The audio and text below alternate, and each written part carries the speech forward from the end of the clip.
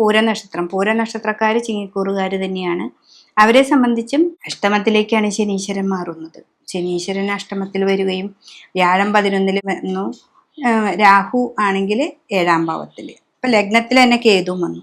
അപ്പോൾ ഇവിടെ എന്താണെന്ന് വെച്ചിട്ടുണ്ടെങ്കിൽ ഈ ചിങ്ങക്കൂറുകാരെ സംബന്ധിച്ച് അവരെപ്പോഴും രോഗാവസ്ഥയെ വളരെയധികം കെയർ ചെയ്യണം. അതാണ് ഏറ്റവും ചെറിയ രോഗമാണെങ്കിലും നമ്മൾ ശ്രദ്ധിക്കണം. നമുക്ക് എന്താണ് പറ്റുന്നത്, ചെറിയ ചുമയാണെങ്കിൽ പോലും നമ്മൾ വളരെയധികം ശ്രദ്ധിക്കണം. അപ്പം ആ തിരിച്ചറിവിനെ ഉണ്ടാക്കി തരാൻ നമുക്കിവിടെ വ്യാഴമുണ്ട് 11.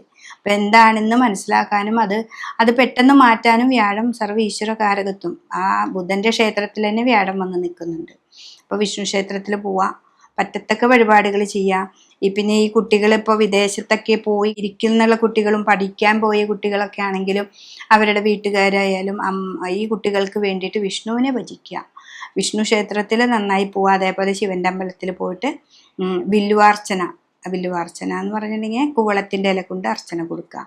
പിന്നെ രോഗാവസ്ഥകൾ വളരെ ചെറുതായി മാറാനായിട്ട്, അത് വലിയ രോഗമൊക്കെ ഉണ്ടെങ്കിൽ അത് ചെറുതായി വരാനായിട്ട് രുദ്രാഭിഷേകം കൊടുക്കുക.